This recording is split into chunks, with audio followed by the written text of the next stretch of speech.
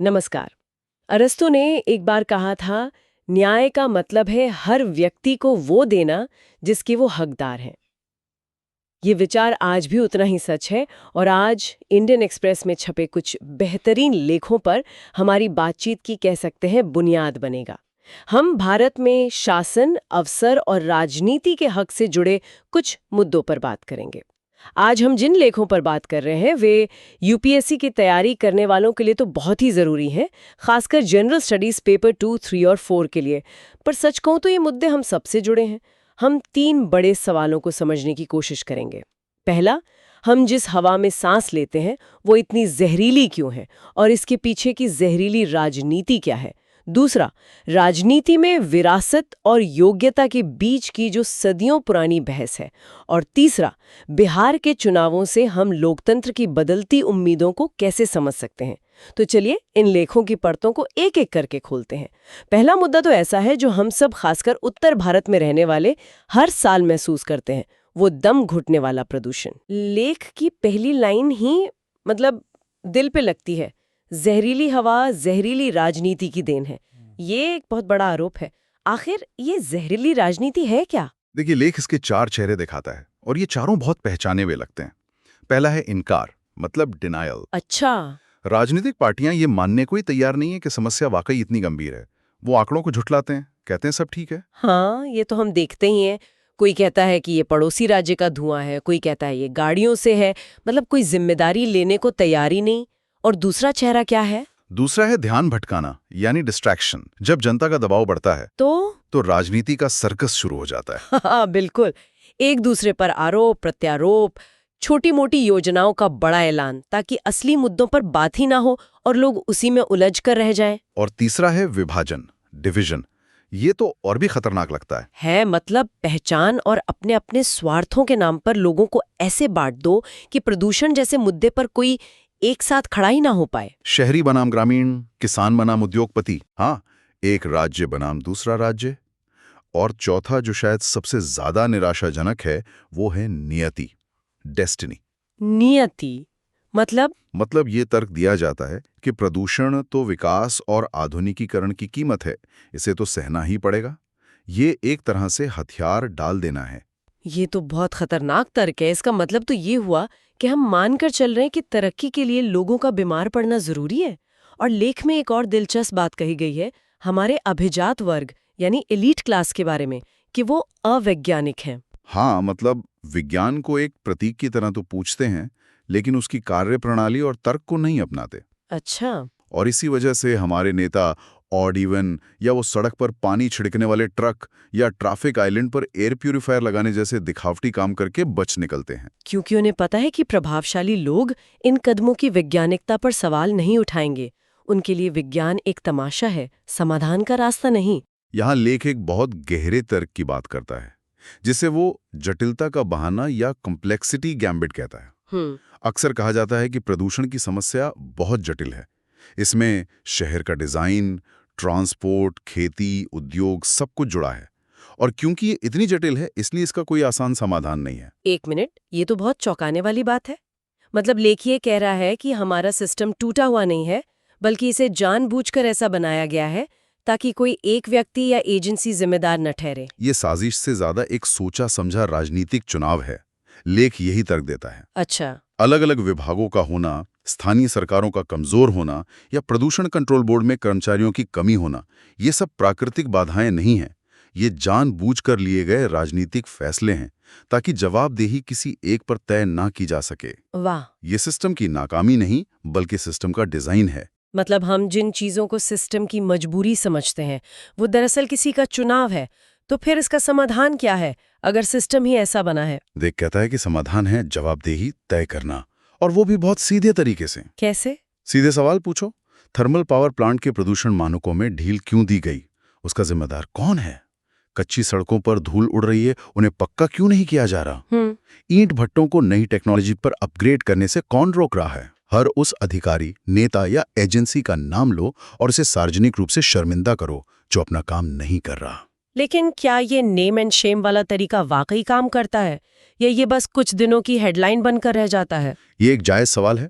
हो सकता है ये तुरंत सब कुछ ना बदल दे, लेकिन लेख का तर्क है कि चुप्पी तोड़ने के लिए ये पहला कदम है।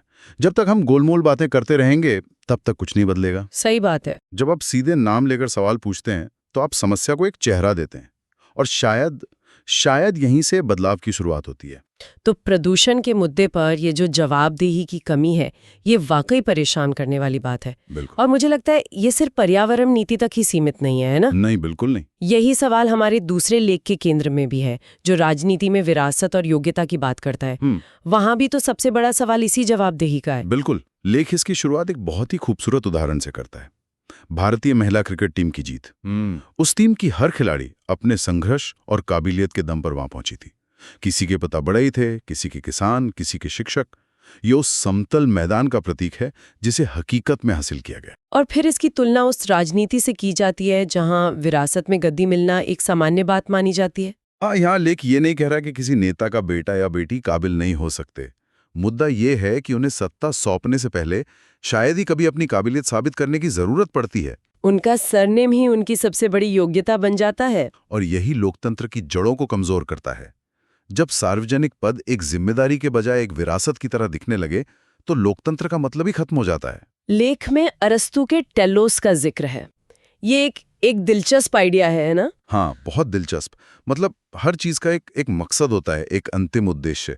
जैसे एक चाकू का टेलोस है काटना। अच्छा, और एक डॉक्टर का इलाज करना? बिल्कुल। तो उसी तरह लेख तर्क देता है कि राजनीति का टेलोस यानी अंतिम उद्देश्य जनता की भलाई करना है। लेकिन जब वंशवाद आता है तो राजनीति का टेलोस बदलकर परिवार की सत्ता को बनाए रखना हो जाता है। मकसद ही बदल जाता है, सेवा की जगह अधिकार ले लेता है। और महाभारत का उदाहरण तो और भी शक्तिशाली है। बिल्कुल। महाभारत का युद्ध क्यों हुआ? क्योंकि एक पिता धृतराष्ट्र का मानना था कि सिंहासन पर उसके बेटे का ही जन्मसिद्ध अधिकार है, भले ही वो योग्य न हो। उस संघर्ष में तर्क, न्याय, निष्पक्षता सब कुछ परिवार के मोह और वंश के अहंकार से हार गए। और ये एक चेतावनी है। हाँ, कि जब विरासत ये तय करने लगे कि हक किसका है तो नतीजा हमेशा संघर्ष और नैतिक अंधापन ही होता है। तो एक तरफ प्रदूषण पर जवाबदेही की कमी और दूसरी तरफ राजनीति में विरासत का बोलबाला, ये दोनों ही हमारे सिस्टम की गहरी चुनौतियों को दिखाते हैं। लेकिन लेख सिर्फ समस्याएं ही नहीं गिनाते, बल्कि एक नई उम्मीद की तरफ भी इशारा करते हैं। और ये उम्मीद बिहार के विधानसभा चुनावों के विश्लेषण से निकलती है। सही कहा। बिहार का चुनाव सिर्फ जाति, धर्म या भ्रष्टाचार के पुराने मुद्दों पर नहीं लड़ा गया। लेख के अनुसार वहां दो बहुत बड़े बदलाव सतह के नीचे हो रहे थे। वो दो बदलाव क्या थे? पहला, महिला मतदाताओं का एक मजबूत वोटिंग ब्लॉक के तौर पर उभरना। लेख इसे मातृ कल्याणकारी राज्य मतलब मैटरनल वेलफेयर स्टेट का उदय कहता है। अच्छा। और दूसरा, रोजगार और पलायन का मुद्दा बहस के केंद्र में आ जाना। ये दोनों मिलकर एक प्रवासी लोकतंत्र या माइग्रेंट डेमोक्रेसी की तस्वीर बनाते हैं। इसे थोड़ा आसान भाषा में समझते हैं। मातृ कल्याणकारी राज्य मतलब एक ऐसा सिस्टम जो खास तौर पर महिलाओं को ध्यान में रखकर योजनाएं बना रहा है। बिल्कुल यही, जैसे गैस सिलेंडर देना या सीधे उनके बैंक खाते में पैसे डालना, इस उम्मीद में कि वो वोट भी देंगी। हाँ, और घर की अर्थव्यवस्था भी बेहतर चलाएंगी। और प्रवासी लोकतंत्र का मतलब है एक ऐसी राजनीतिक व्यवस्था जो उन लाखों प्रवासियों के जीवन पर टिकी है जो रोजगार के लिए बाहर जाते हैं। और उन महिलाओं के नागरिक श्रम पर जो उनकी गैर मौजूदगी में घर, खेत और गांव की अर्थव्यवस्था को संभालती हैं। बिल्कुल। ये दो ताकतें, एक जो गांव में जड़ें जमाए हुए हैं महिलाएं, और दूसरी जो गतिशील है प्रवासी, अब बिहार की राजनीति की नई दूरी बन रही हैं। तो इसका मतलब ये हुआ कि अब सिर्फ कल्याणकारी योजनाएं बांट देना ही काफी नहीं होगा। नहीं, बिल्कुल नहीं। इन योजनाओं ने महिलाओं को सशक्त तो किया, लेकिन साथ ही उनकी उम्मीदों को भी बढ़ा दिया। अब वो और उनके बच्चे सिर्फ मुफ्त की चीजें नहीं, बल्कि अवसर, अच्छी शिक्षा और स्थानीय स्तर पर रोजगार मांग रहे हैं। आपने एकदम सही समझा। इसलिए ये चुनाव सिर्फ दो पार्टियों के बीच नहीं, बल्कि शासन के दो नैतिक मॉडल्स के बीच की लड़ाई थी।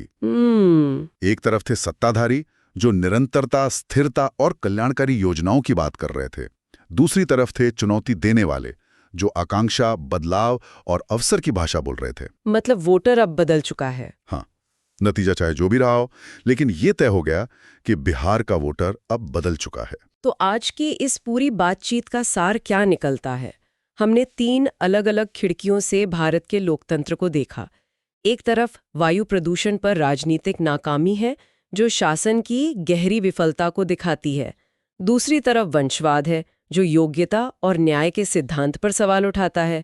और फिर भी तीसरी तरफ बिहार का उदाहरण है जो दिखाता है कि महिलाएं और प्रवासी जैसे नए समूह अब चुप नहीं हैं, वे ज्यादा जवाबदेही और बेहतर अवसरों की मांग कर रही हैं। और ये तीनों लेख मिलकर एक बहुत ही बुनियादी सवाल उठाते हैं कि भारतीय राज्य और उसके नागरिकों के बीच का जो सामाजिक अनुबंध है, जो सोशल कॉन्ट्रैक्ट है, वो असल में है क्या? क्या इस अनुबंध का मकसद सिर्फ समस्याओं का किसी तरह मैनेजमेंट करना है या कुछ खास लोगों के विशेषाधिकारों को बचाए रखना है, या फिर इसका असली मकसद हर नागरिक की क्षमता को विकसित होने का मौका देना है? ये एक बहुत बड़ा सवाल है और हम अपने श्रोताओं के लिए भी एक सवाल छोड़कर जा रहे हैं।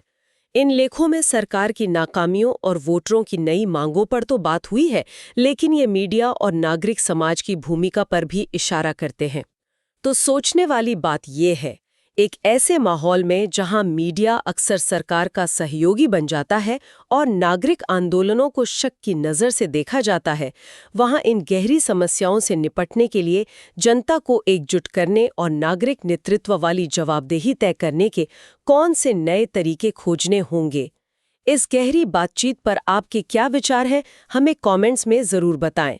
अगर ये विश्लेषण आपको यूपीएससी की तैयारी या देश के मुद्दों को समझने में मददगार लगा तो इसे लाइक और सब्सक्राइब करना न भूलें ताकि आप हमारी कोई भी चर्चा मिस न करें। नमस्कार।